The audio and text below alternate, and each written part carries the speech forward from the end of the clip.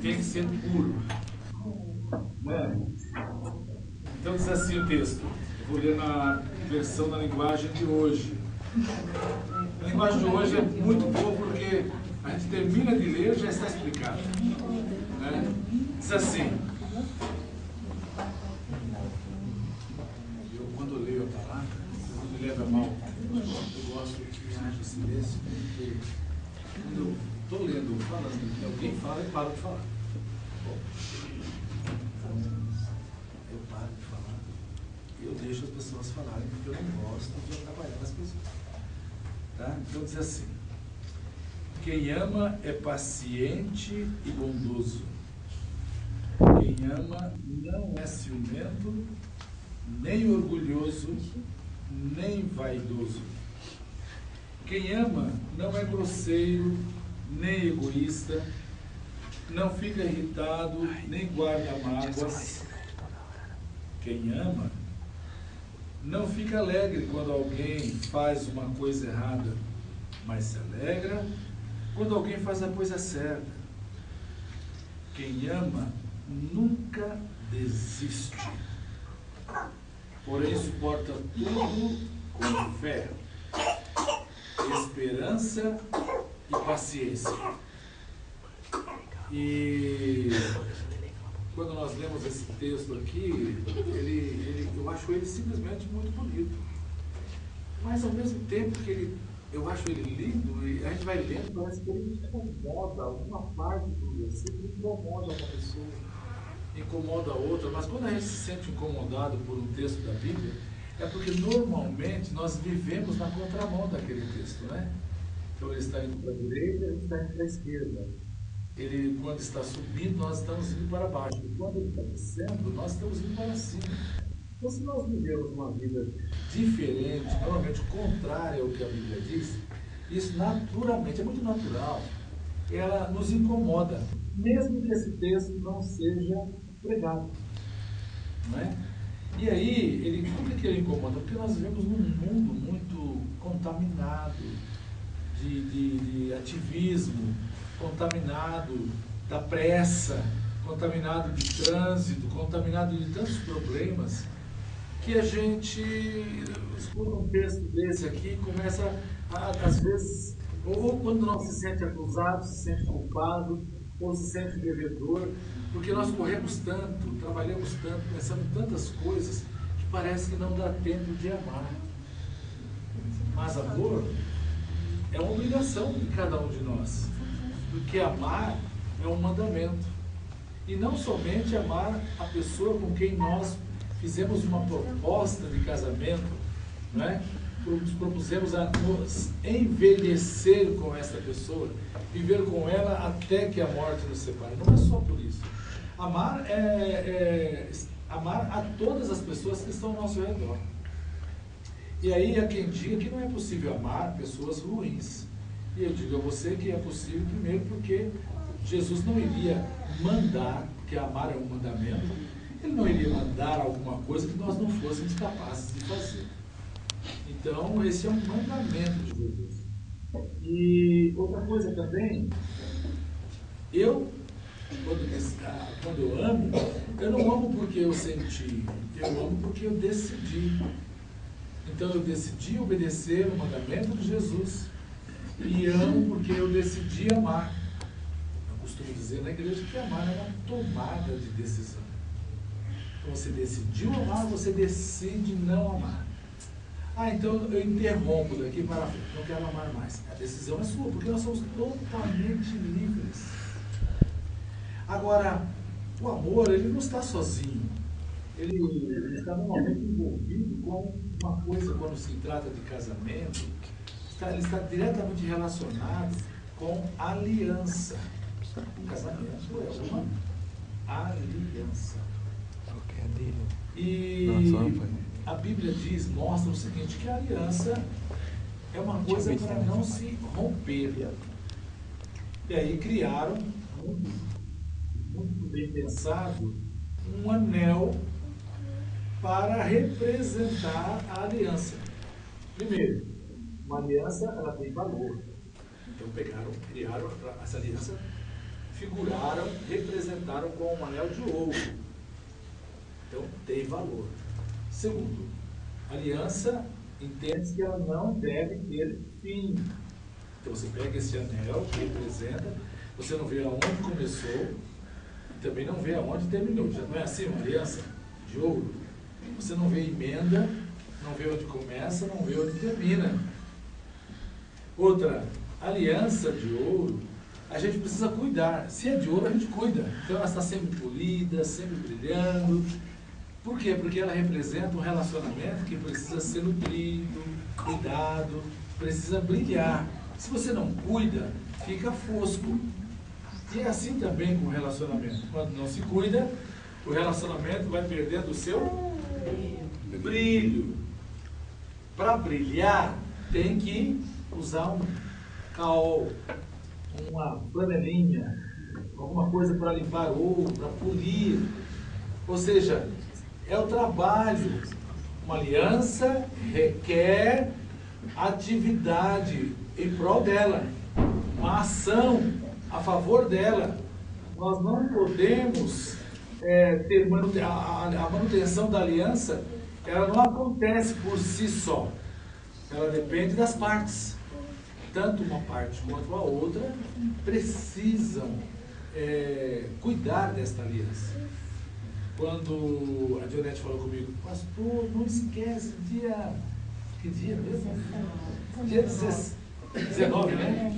Dia 19, o aniversário do meu casamento. Não esquece, pastor. Eu falei, tá bom, então você fica me lembrando, né? Então ela passou a semana inteira mandando torpedo no Facebook.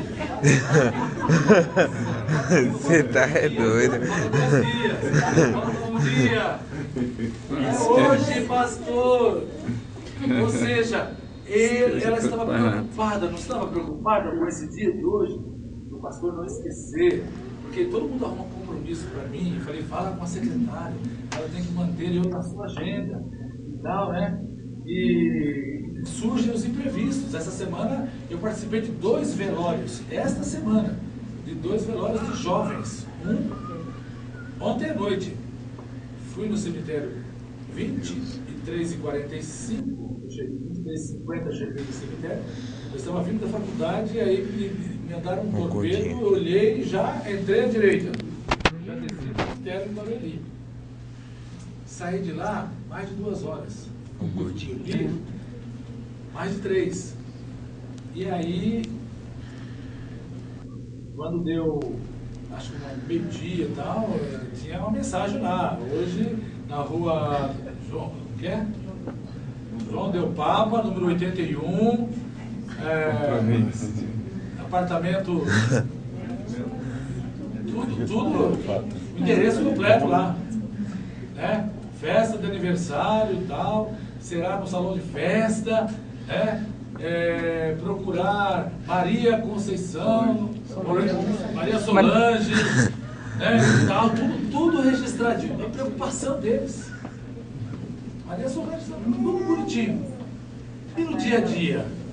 Fica largado? Não. No dia a dia, ela cuida da criança. Tira o cabelo, mulher. Da calça dele, ele cuida dela. E ela pergunta como você vai trabalhar. E nossa. É assim que acontece a vida toda.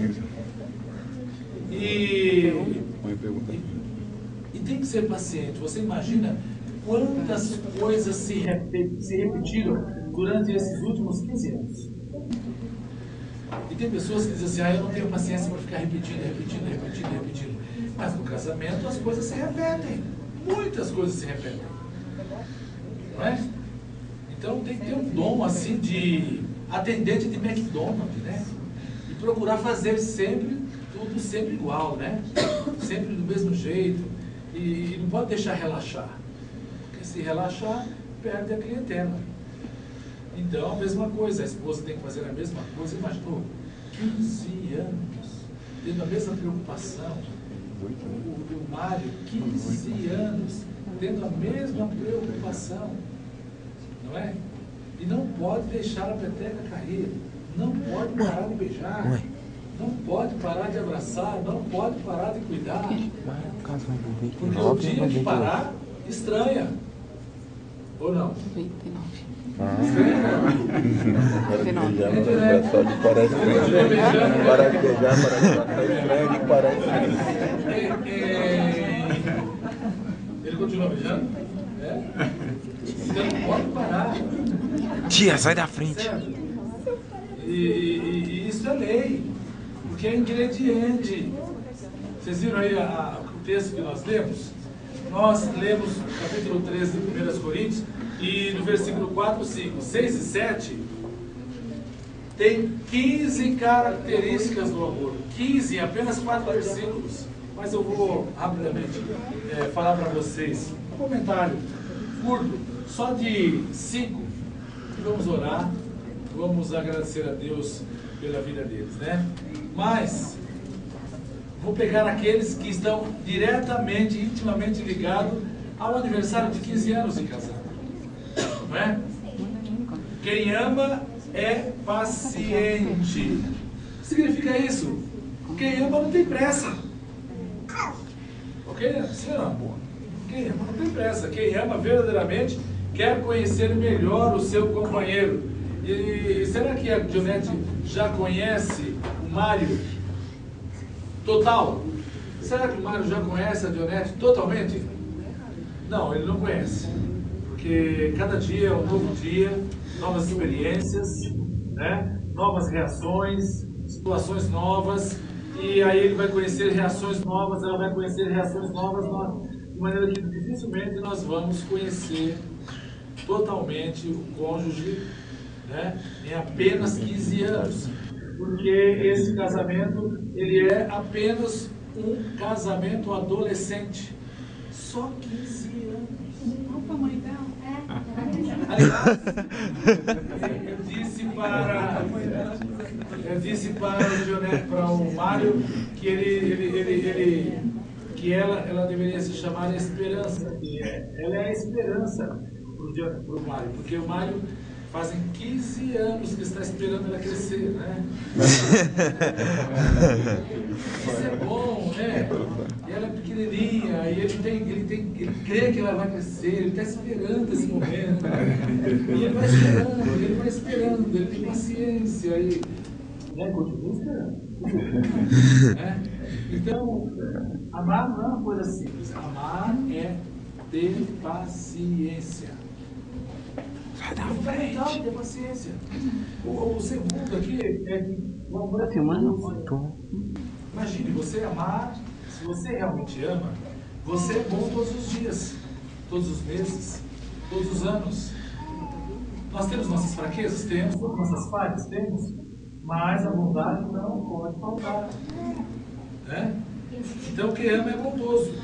É muito fácil você amar, ser bondoso durante o namoro, não é? Durante o namoro, aquela paixão, né? Os olhos brilham, aquela coisa nova e tal. E o tempo vai passando. Mas são felizes aqueles casais que continuam namorando apesar dos anos. Continuam sendo bondosos um com o outro apesar dos anos. E eu vou dizer, não tem nada a ver o problema temperamental com a bondade. Não tem nada a ver as adversidades que acabam tirando a pessoa do sério, se irritar e tal. Essas coisas vêm e essas coisas vão. Mas a bondade tem que ser mantida, tem que permanecer. E é justamente a paciência, a bondade que vai sustentando esse relacionamento. Não é? Um dia eu vi um amigo meu, pastor, missionário, dizer assim, que ele queria ser missionário com povos da África. E ele escolheu um povo, mas um povinho difícil, complicado. Ele foi ser missionário com pigmeus, na África. E ele disse assim que ele orou todo o tempo que ele estava no seminário se preparando para missões, para Deus encher o coração dele de amor. Então não sei se foi 3 anos de seminário, ele orando, para Deus encher o coração dele de amor pelos pigmeus. Aí ele foi para lá, e quando ele chegou, a primeira semana, esse amor que ele conseguiu adquirir no seminário durou 6 dias. Ele não aguentava mais aquele povo. Um povo complicado, um povo sem Deus, um povo difícil.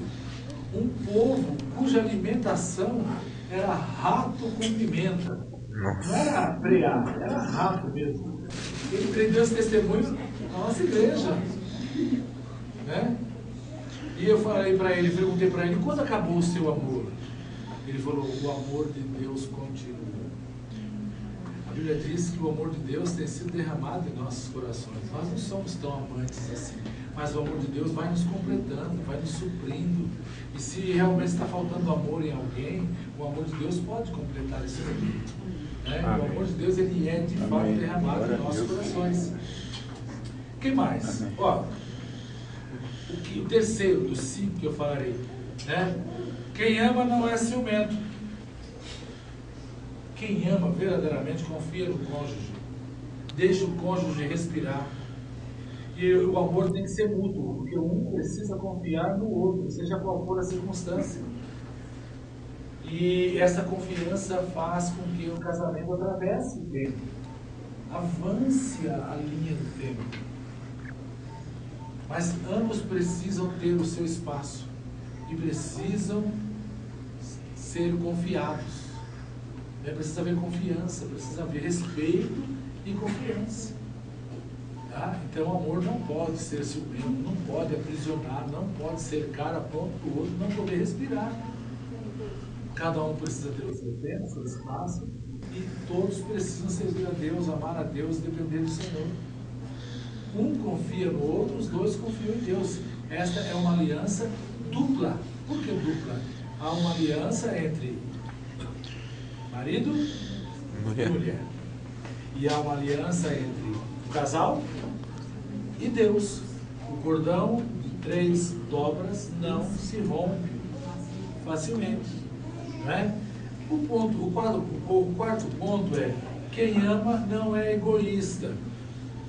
Então, aquele que pensa em si mesmo, ele é um agente de destruição do relacionamento. Então, a esposa não pode pensar só nela, ela tem que pensar nele, tem que se preocupar com ele. Aliás, a melhor coisa a fazer é cuide do outro. Você não precisa pensar em você. Por quê? Porque de você o outro cuida. Então você não precisa cuidar de si. Lógico, de cuidar de si, se preocupar, né? Tomar um banho, ficar cheiroso, essas coisas assim são necessárias. Não é verdade? Agrada o outro. Quando a gente faz isso, a gente não faz por nós mesmos. Nós fazemos por causa do outro, para que o outro se sinta bem, não é? Para que o outro goste de cheirar, não é? Gosta do cheiro? Né? Então, nós precisamos atentar para essa preocupação de não sermos o centro da relação, e sim colocar Deus no centro, mas nos preocuparmos mais com o outro do que com nós mesmos.